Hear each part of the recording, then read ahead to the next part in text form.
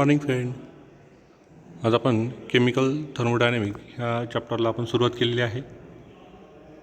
ह्या चॅप्टरचे आतापर्यंत आपले 5 लेक्चर आपण बघितलेले आहेत, त्याच्यावरती डिस्कशन केलेलं आहे. आता पुढचं लेक्चर 6वं लेक्चर, ज्याच्यामध्ये आपण थर्मोकेमिस्ट्री म्हणजे नेमकं काय ते समजून घेणार आहोत. एन्थाल्पीज ज्या आहेत, वेगवेगळ्या फिजिकल स्टेटमध्ये असलेल्या एन्थाल्पीज जे काही आहेत त्यांचा आपण इथं विचार करणार आहोत. मागच्या काही लेक्चरला म्हणजे मागच्या लेक्चरला आपण थर्मोडायनॅमिकचं फर्स्ट लॉ, त्याचं मॅथमॅटिकल इक्वेशन, ते मॅथमॅटिकल इक्वेशन वेगवेगळ्या प्रोसेसेससाठी कसं येतं, त्याचं इक्वेशन काय येतं ते बघितलं. त्याच्यानंतर आपण एन्थाल्पी काय आहे, एच, डेल्टा एच, त्याचं डेरिवेशन आपण इथं बघितलं. त्याच्यानंतर delta H equal to delta U यांच्या काही कंडिशन आहेत त्याचा विचार केला आणि work done in chemical reaction काय आहे तेही आपण मागच्या लेक्चरला डिस्कशन केलं. आज आपण थर्मोकेमिस्ट्री ह्या पॉईंटला सुरुवात करू. ॲक्च्युली थर्मोकेमिस्ट्री काय तुमचं, it is the branch of physical chemistry which deals with the study of energy changes accompanying during the chemical transformation. याचा मिनिंग काय आहे ते बघा, समजून घ्या. It is the branch of physical chemistry deals with the study of energy changes accompanying during the chemical transformation. आता याचा अर्थ काय असं झालं तर लिक्विड वॉटरचा आपण इथं विचार करू. आईसचं कन्वर्जन वॉटरमध्ये होते, वॉटरचं कन्वर्जन हे वेपर्समध्ये होते. ओके, आपण असं इथं 1 मिनटं पुन्हा लिहितो. काय तुमचं ice get converted into water get converted into vapor. Okay, तर हे इंटर कन्वर्जन होते. आता इथं हे फिजिकल ट्रान्सफॉर्मेशन आहे, हे फिजिकल ट्रान्सफॉर्मेशन आहे, तसं केमिकल ट्रान्सफॉर्मेशनसुद्धा आहे. आता हे ट्रान्सफॉर्मेशन होत असताना आईस रूम टेम्परेचरला तुमचं वॉटर हा लिक्विड फॉर्ममध्ये आहे. जसं आपण इथं कूल करतोय तर त्याचं आईसमध्ये कन्वर्जन होतं. म्हणजे तिथं जी काही एनर्जी त्याची एनर्जी चेंज झालेली आहे. रूम टेम्परेचरला जे वॉटर आहे तेच तुमचं त्याला जर आपण हीट दिली तर त्याचं व्हेपरमध्ये कन्वर्जन होतं, म्हणजे एनर्जी चेंज होते. ओके, तर हे एनर्जी हे आपण हे फिजिकल स्टेटच्या संदर्भामध्ये बघतो आहे. तसंच केमिकल चेंजेस होतात, केमिकल रिॲक्शन होत असताना. जसं आता फॉर एक्झाम्पल आपण इथं एक रिॲक्शन बघू, तिचा विचार करू. कॅल्शियम कार्बोनेट आहे, CO3 आहे प्लस वॉटर आहे. याच्यापासून तुम्हाला काय मिळणार आहे, कॅल्शियम हायड्रॉक्साईड मिळतात. काय मिळतं तुम्हाला याच्यापासून, कॅल्शियम हायड्रॉक्साईड मिळतात प्लस CO2 मिळतात, प्लस काय मिळतात तुम्हाला इथं CO2 मिळतात. ओके, आता ही ज्यावेळेस रिॲक्शन तुमची कॅरी ऑन होते, ही रिॲक्शन तुमची ज्यावेळेस कॅरी ऑन होते, तर कॅरी ऑन होत असताना बघा हीट बाहेर पडते. म्हणजे हीट तुमची तिथं त्याने इव्हॉल्व केलेली आहेत. तर ती एक्झोथर्मिक रिॲक्शन तुमची. तर ते आता एक्झोथर्मिक रिॲक्शन काय, एंडोथर्मिक रिॲक्शन काय, ते आपण याच्यामध्ये बघणार आहोत. तर ह्या केमिकल चेंजेस होत असताना एनर्जी जी काही जी चेंज होते त्याचं आपल्याला इथं डिस्कशन करायचं आहे. बघा, chemical reactions are accompanied by evolution or absorption of heat energy. Okay, ही एनर्जी जसं आता फॉर एक्झाम्पल, जसं आता मी तुम्हाला कॅल्शियम कार्बोनेटचं उदाहरण दिलं की जर ते पाण्यासोबत रिॲक्शन झाल्यानंतर हीट बाहेर पडणार आहे.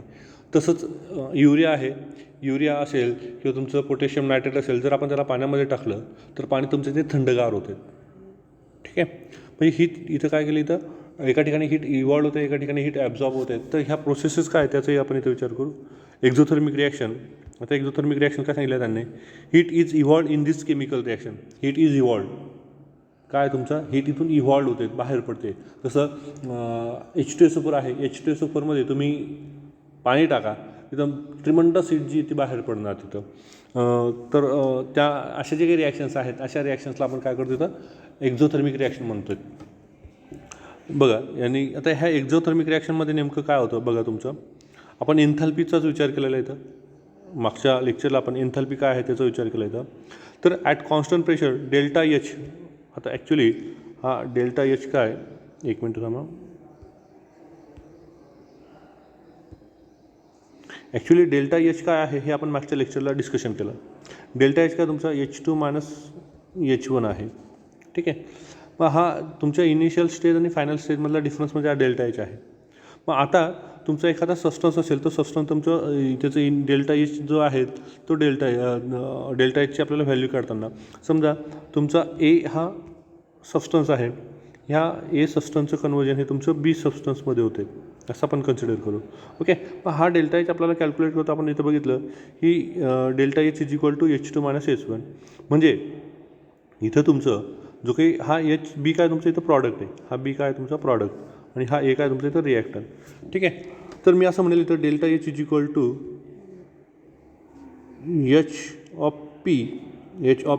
H2 जो आहे तो H म्हणणार मी त्याला, कारण तो तुमचा इथं H2 येईल. हा काय येते ॲक्च्युली H2 येईल, याच्यासाठी H1 असणार आहे.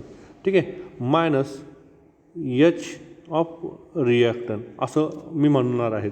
म्हणून मग आता हे जी काही रिॲक्शन तुमची कॅरी ऑन होते त्या रिॲक्शनमध्ये फक्त एकच रिॲक्टन नसतो किंवा एकच प्रॉडक्ट असतो असं नाही, तर नंबर ऑफ रिॲक्टन असू शकतात, एकापेक्षा जास्त रिॲक्टन असू शकतात, प्रोड्यूस होणारे प्रॉडक्ट हे एकापेक्षा जास्त असू शकतो. म्हणून समेशन केलेलं आपण त्याची जी काही एन्थॅल्पी आहे त्या एन्थॅल्पी प्रॉडक्टच्या सगळ्या एन्थॅल्पीची बेरीज वजा सगळ्या रिॲक्टनच्या एन्थॅल्पीची बेरीज ही आपण प्रॉडक्टमधून मायनस करणार आहोत. ओके. ठीक आहे. बघा इथं delta H is equal to summation of H product, summation of H product म्हणजे आता बघा समजा A plus B it gives C plus D असं आहे. तर हा summation of enthalpy of product काय येईल तुमचं इथं enthalpy of C plus enthalpy of D ही equal to enthalpy summation of enthalpy of HP असं आपण त्याला म्हणू शकतो. रिॲक्टनचं काय येईल इथं सांगितलं आहे समेशन ऑफ एन्थॅल्पी ऑफ रिॲक्टन म्हटलेलं आहे.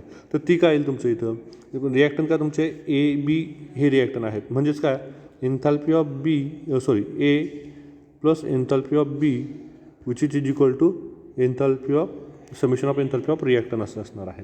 ओके. ठीक आहे. आता बघा त्यांनी काय सांगितलं at exothermic reaction at constant exothermic reaction heat is evolved in this chemical reaction, heat evolved होणार आहे. That means what at constant pressure हा जो काही डेल्टा एच आहे हा डेल्टा एच तुमचा निगेटिव्ह यायला पाहिजे, हा डेल्टा एच निगेटिव्ह यायला पाहिजे. मग हा डेल्टा एच निगेटिव्ह कसा येतो तुमचा तर एन्थॅल्पी of summation of product minus summation of enthalpy of reactant he value तुमची काय यायला पाहिजे निगेटिव्ह यायला पाहिजे. तर त्यावेळेस जी काही रिॲक्शन असणार आहे ती रिॲक्शन तुमची काय इथं एक्झोथर्मिक रिॲक्शन असणार आहेत. ओके. म्हणजे याचा अर्थ काय की एन्थॅल्पी of रिॲक्टन summation of enthalpy of reactant is greater than the summation of enthalpy of product, ती यांच्यापेक्षा जास्त असली पाहिजे. रिॲक्टनची एन्थॅल्पी ही प्रॉडक्टच्या एन्थॅल्पीपेक्षा काय असली पाहिजे तर जास्त असली पाहिजे. काय असले पाहिजे ते जास्त असले पाहिजे. त्यावेळेस हीट जी तर तुमची बाहेर पडते, बाहेर टाकली जाते. ओके. ठीक आहे. तर हे सगळ्यात महत्त्वाचं आहे कारण प्रॉडक्टची कमी आहे रिॲक्टनची जास्त आहे, मग जी शिल्लक राहिलेली एन्थॅल्पी आहे ती बाहेर टाकली एनर्जीच्या स्वरूपामध्ये बाहेर टाकली जाते. ओके.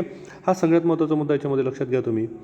तर हे झालं ॲट कॉन्स्टंट व्हॅल्यूमच्या संदर्भात आपल्याला काय सांगता येईल इथं डेल्टा एचच्या ऐवजी डेल्टा यू घेतलेला आहे. सेम डेल्टा एचच्या ऐवजी काय घेतलेलं आहे डेल्टा यू घेतलेलं आहे. Summation of U product summation of U internal energy product minus internal energy summation of internal energy of reactants ही सुद्धा तुमची निगेटिव्ह यायला पाहिजे फॉर द एक्झोथर्मिक रिॲक्शन यायला पाहिजे. म्हणजे याचा अर्थसुद्धा काय सांगता येईल summation of enthalpy of product is less than the summation of enthalpy of reactant असं ते यायला पाहिजे फॉर एक्झोथर्मिक रिॲक्शन. कशासाठी हे एक्झोथर्मिक रिॲक्शनसाठी आहे. ठीक आहे. आता ही जशी एक्झोथर्मिक रिॲक्शन आहे तसं एंडोथर्मिक रिॲक्शन आहे. या एक्झोथर्मिक रिॲक्शनमध्ये हीट बाहेर टाकली गेलेली आहेत का तर रिॲक्टनची एनर्जी ही प्रॉडक्टच्या एनर्जीपेक्षा जास्त आहेत. मग प्रॉडक्टची एनर्जी तुमची कमी आहे, मग राहिलेली एनर्जी काय तर ती बाहेर टाकली जाईल. एक्झो म्हणजे ते एक्झॉस्ट आपण म्हणतो ना की एक्झॉस्ट, तसं ते एक्झो होते बाहेर पडते म्हणून त्याला आपण एक्झोथर्मिक रिॲक्शन म्हणते. थर्मिक मीन्स टेम्परेचर, ही हीट ती बाहेर पडते असं त्याचा अर्थ होतो. ओके. Endothermic reaction. आता एंडोथर्मिक रिॲक्शन काय याच्यामध्ये हीट तुमची ॲब्झॉर्ब केली जाईल. हीट काय केली जाईल तुमची इथं ॲब्झॉर्ब केली जाईल. Heat is absorb in this chemical reaction. आता याच्यामध्ये तुमचं काय असणार आहे, डेल्टा एच काय असेल तुमचं at constant pressure, delta H is equal to summation of H product enthalpies of product minus summation of enthalpies of reactant. हे तुमचं काय यायला पाहिजे, पॉझिटिव्ह यायला पाहिजे. हा काय यायला पाहिजे तुमच्या इथं, पॉझिटिव्ह यायला पाहिजे. मग हा पॉझिटिव्ह येण्यासाठी काय असली पाहिजे तुमची कंडिशन काय असेल की summation of enthalpies of reactant is greater than the enthalpy of summation of enthalpy of summation of reactant ही कशी असली पाहिजे तुमची, जास्त असली पाहिजे. बघा पुन्हा सांगतो एक वेळेस काय इथं तुमचं क्लिअर होईल ते summation of enthalpy of product is greater than the summation of enthalpy of रिॲक्टन. आता इथं बघा रिॲक्टनची एनर्जी कमी आहे, रिॲक्टनची एनर्जी कमी आहे, प्रॉडक्टची जास्त आहे. मग आता ही प्रॉडक्टची जास्त आहे तर काय केले त्याने, जास्त केली म्हणजे त्याने काय केली, एनर्जी ॲब्झॉर्ब करून घेतलेली आहे. एनर्जी काय केली त्याने, ॲब्झॉर्ब केली, म्हणून ते जास्त आहे ना, रिॲक्टनपेक्षा जास्त आहे म्हणजे त्याने एनर्जी ॲब्झॉर्ब केली, त्याच्यामुळे ही काय तुमची जास्त आहेत. हे एक्झोथर्मिक एंडोथर्मिक रिॲक्शन आपल्याला इथं सांगता येणार. आता एंडोथर्मिक म्हणजे आता जर आपण इथं याचा विचार केला, ॲट कॉन्स्टंट व्हॅल्यूमचा विचार केला तर delta U is equal to summation of internal energy of product minus summation of enthalpy of summation of enthalpy of not enthalpy internal energy of reactant which becomes positive. पुन्हा सांगतो at constant volume काय आहे, कारण माझं थोडंसं गडबड झाली त्याच्यामध्ये बोलताना. At constant volume delta U is equal to summation of internal energy of product minus summation of internal energy of reactant. It should be positive for endothermic reaction. म्हणजेच काय तर summation of internal energy of product is greater than the summation of internal energy of reactant असे असणार आहे ते. आता रिॲक्टनपेक्षा प्रॉडक्टची energy जास्त आहे म्हणजे बाहेरून कुठून तरी त्याने एनर्जीची ॲब्झॉर्ब केलेली म्हणून जास्त आहे. ठीक आहे, याला आपण काय म्हणणार इथं एंडोथर्मिक रिॲक्शन म्हणणार. साइन कन्व्हेन्शन काय आहे, याचे साइन कन्व्हेन्शन आपल्याला काय सांगता येतील ते लक्षात घ्या. ओके, बघा दिलेलं आपल्याला काय दिलेलं आहे ते लक्षात घ्या तुम्ही याच्यामध्ये. तर क्यू, डेल्टा यू आणि डेल्टा एच ह्या थर्मोडायनॅमिक टर्म्स दिलेल्या आहेत आणि रिॲक्शन तुमची एक्झोथर्मिक एंडोथर्मिक दिलेली आहे. आता बघा क्यूसुद्धा तुमचा इथं निगेटिव्ह असला पाहिजे एक्झोथर्मिक रिॲक्शनसाठी, डेल्टा यूसुद्धा तुमचा निगेटिव्ह असला पाहिजे एक्झोथर्मिक रिॲक्शनसाठी, डेल्टा एचसुद्धा तुमचा निगेटिव्ह असला पाहिजे.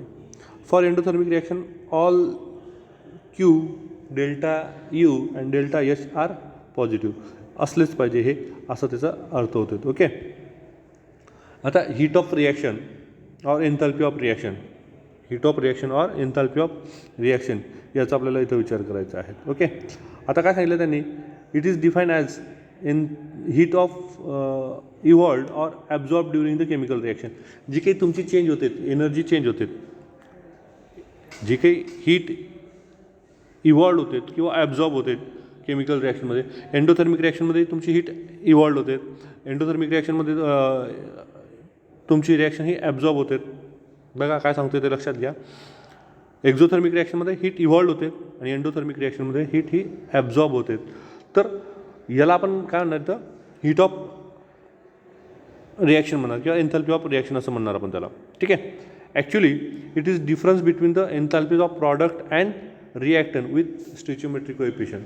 जे स्टिचिओमेट्रिक कोएफिशियंट आहे त्याचे आपल्याला इथं विचार करावा लागणार आहे. त्यांच्यातलं डिफरन्स आहेत. It is a difference in between the enthalpies of product and enthalpies of reactant, यांच्यातला तो डिफरन्स आहेत with their stoichiometry okay coefficient.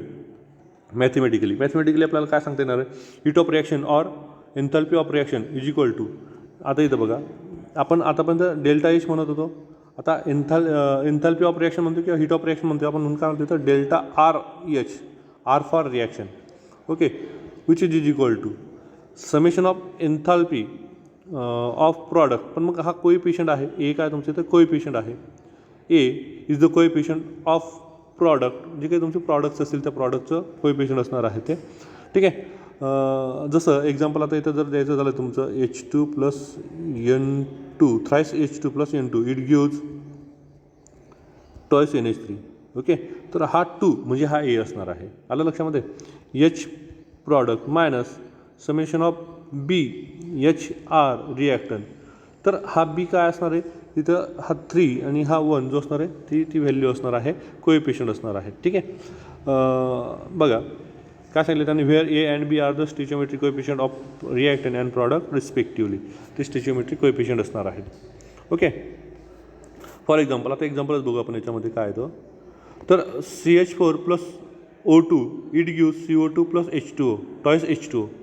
आता यांचं आपल्याला डेल्टा RH कॅल्क्युलेट करायचं आहे. बघा delta H is equal to summation of A enthalpy of products minus summation of B enthalpy of reactants आहे. ओके, मग रिॲक्टन प्रॉडक्ट काय तर बघा इथं delta H is equal to in square bracket enthalpy of CO2 plus twice enthalpy of H2O minus enthalpy of CH4 plus twice enthalpy of H2O. इथं okay, इथं गडबड झालेली आहे, इथं प्रिंट मिस्टेक पाहिजे, इथं गडबड झाली आहे. टॉईस O2 पाहिजे, H नको पाहिजे, इथं H नको, तिथं वॉटरचं नको, फक्त ऑक्सिजन पाहिजे. ठीक आहे, फक्त हा ऑक्सिजन पाहिजे. ते टायपिंग मिस्टेक आहे, ते टायपिंग मिस्टेक थोडंसं लक्षात घ्या तिथं. ओके ठीक आहे, ही जी काही आहेत डेल्टा RH ही किती तुमची -891 किलोजूल पर मोल येणार आहे. याचं आपण न्यूमरिकल्स आहेत, न्यूमरिकल्सवरती आपण याचं डिस्कशन करणार आहोत, आज डिटेलमध्ये जाणार आहे. ॲक्च्युली आपलं लवकरच ऑनलाईन कॉलेज बंद होऊन ऑफलाईन कॉलेज सुरू होणार आहे. त्याच्यामुळे हे जे काही न्यूमरिकल आहे ते न्यूमरिकल मी ऑनलाईन न घेता हे ऑफलाईन घेणार आहेत, हे एक लक्षात असू द्या. म्हणजे तुमचं तिथं जे काही कन्सेप्ट असतील ते अजून त्या क्लिअर होऊन जातील त्याच्यामध्ये. बघा molar or standard enthalpy of reaction. आता molar or standard enthalpy of reaction म्हणजे काय की त्याच्यासाठी तुमचं जे काही कॉन्सन्ट्रेशन आहे ते कॉन्सन्ट्रेशन टेम्परेचर हे स्टँडर्ड कंडिशन असणार त्याच्यामध्ये. बघा काय सांगितलं, it is the एन्थॅल्पी change for a reaction when all reacting substances are in their standard states. Okay, reaction occurs at 1 bar or ATM pressure 25 degrees Celsius or 298 Kelvin and substance involved in reaction are in their standard physical state. जसं solid, liquid, gas जे काही त्यांचं आहेत ते त्यांच्या standard physical स्टेटमध्ये असलं पाहिजे. तर त्याला पण काय म्हणतात molar or standard enthalpy of reaction. It is denoted by delta H0. Delta H0ने आपण त्याला काय करणार आहे डिनोट करणार आहेत. ओके, आता एन्थॅल्पी चेंजेस काय, एन्थॅल्पी चेंजेस काय आहेत तर एन्थॅल्पी चेंजेस आता आपल्याला ते बघायचे आहेत. तर बघा enthalpy changes of enthalpies of physical changes मी तुम्हाला आता लेक्चरच्या सुरुवातीला सांगितलं की फिजिकल चेंजेस काय, जसं वॉटर घेतलं आपण, वॉटरचं कन्वर्जन आईसमध्ये होते किंवा वॉटर आहे वॉटरचं कन्वर्जन हे वेपर्समध्ये होते. ठीक आहे, तर मग ह्या वेळेस ज्या काही एन्थॅल्पी चेंजेस होतात त्यांना आपण फिजिकल चेंजेसच्या संदर्भामध्ये जे काही एन्थॅल्पी चेंजेस होत आहेत त्यांचा इथं विचार करू. ओके, तर यातही आहे तुमचं एन्थॅल्पी ऑफ फ्युजन. फर्स्ट त्याच्यामध्ये काय तुमचं एन्थॅल्पी ऑफ फ्युजन आहे. आता एन्थॅल्पी ऑफ फ्युजन काय तुमचं इथं लक्षात घ्या, थोडंसं मोठं करतो. एन्थॅल्पी change that occurs when 1 mole of solid is converted into its liquid at constant temperature and pressure. It is denoted by delta FUSH, delta fuse H असं आपण म्हणू शकतो.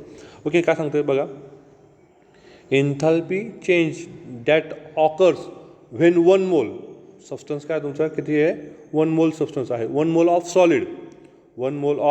Solid is converted into its liquid at constant temperature and pressure. That means at constant temperature and pressure the change in enthalpy occurs when 1 mole of substance or 1 mole of solid converted into its liquid, that called as enthalpy of fusion. It is denoted by delta FUSH, delta fuse H असं आपण त्याला म्हणू शकतो. Okay ठीक आहे, आता बघा वॉटरच्या संदर्भात दिले त्यांनी, water H2O in solid state, H2O is in solid state. बघा हा सॉलिड स्टेटमध्ये तुमचं येतं. ठीक आहे, त्याचं कन्वर्जन तुमचं लिक्विड स्टेटमध्ये तुम्ही करतात. तर त्यावेळेस जे काही तुमचं एन्थॅल्पी चेंज होते, टेम्परेचर तुमचं बदलणारच ऑब्वियसली. आईस आणि लिक्विड वॉटर यांचं टेम्परेचरमध्ये चेंजेस असणार आहे. तो काय तुमचा इथं चेंजेस तर +6 किलोजूल पर मोल आहेत. एका मोलसाठी तुम्हाला किती एनर्जी लागणार इथं तर 6 किलोजूल इतकी एनर्जी लागणार आहे ॲट 0 डिग्री सेल्सिअस. 0 डिग्री सेल्सिअसला असतानाची ही कंडिशन आहे. 0 डिग्री सेल्सिअसला असतानाची ही कंडिशन आहे. त्यास तुमचं प्रेशर हे काय असणार आहे 1 बार असणार आहे. ओके ठीक आहे. तर याला आपण काय म्हणतो इथं एन्थाल्पी ऑफ फ्युजन म्हणतात. ओके बघा पुढे काय म्हटलं त्यांनी, पुढे काय म्हटलं बघा लक्षात घ्या.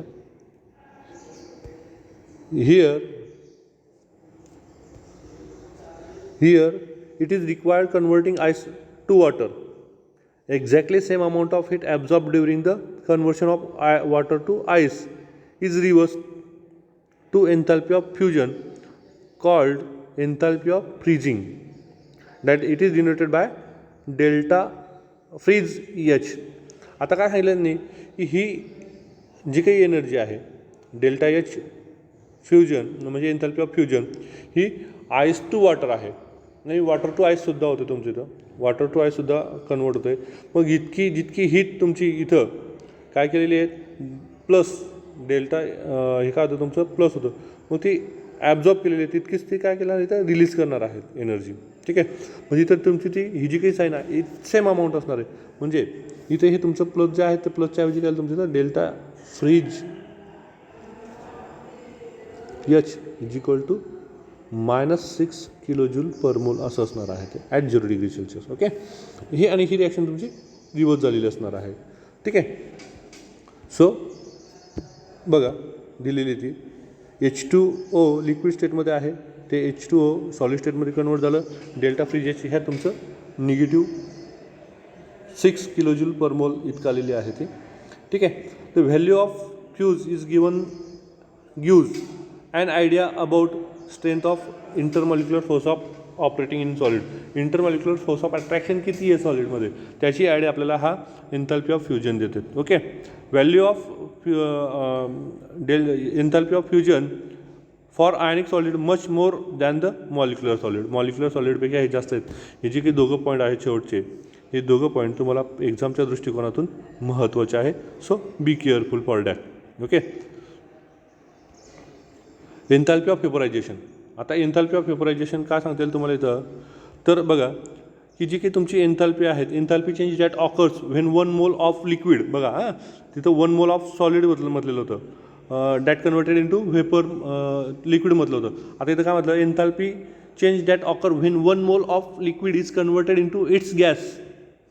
तिथं फक्त हा चेंज होता सॉलिडच्या ऐवजी आपलं लिक्विडच्या ऐवजी सॉलिड होतं आणि गॅसच्या ऐवजी लिक्विड होतं. कशामध्ये एन्थाल्पी ऑफ फ्युजनमध्ये.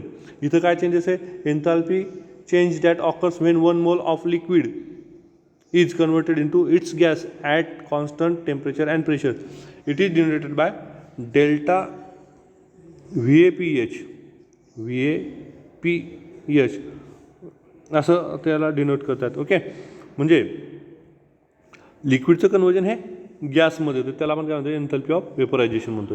ओके एक्झाम्पल दिलं आहे H2O जो सॉलिड लिक्विड स्टेटमध्ये आहे त्याचं कन्वर्जन तुमचं गॅसियस स्टेजमध्ये येते.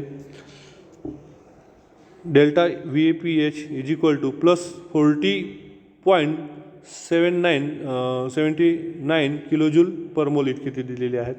एक्झॅक्ट याच्या अपोजिट असणार आहे तुमचे enthalpy of condensation is reverse to the enthalpy of vaporization with the same amount with opposite side.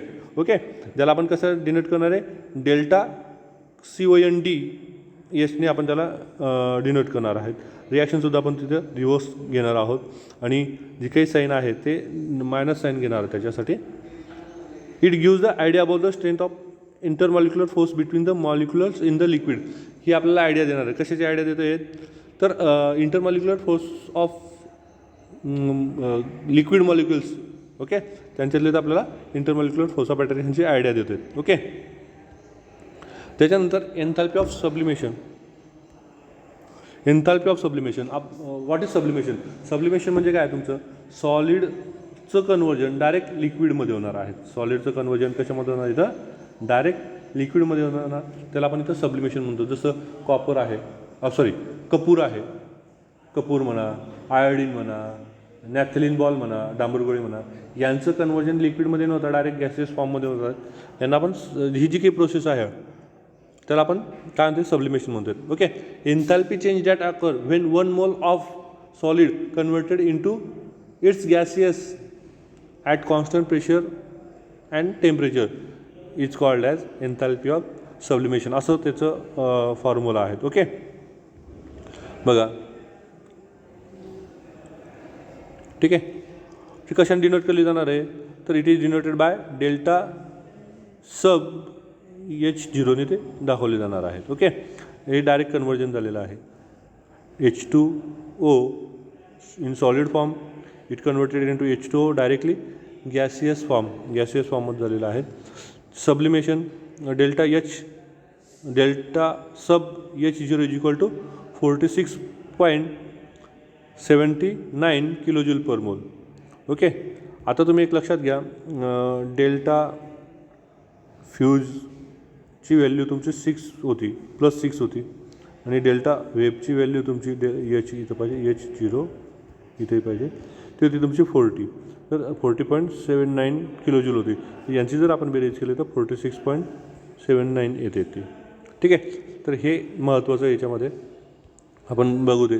That is H2O सॉलिड फॉर्ममधून लिक्विड फॉर्ममध्ये कन्वर्ट होते. त्यास तुमची डेल्टा फ्युजन किती, तुमची delta FUS H0 is equal to 6 kilojoule per मोल.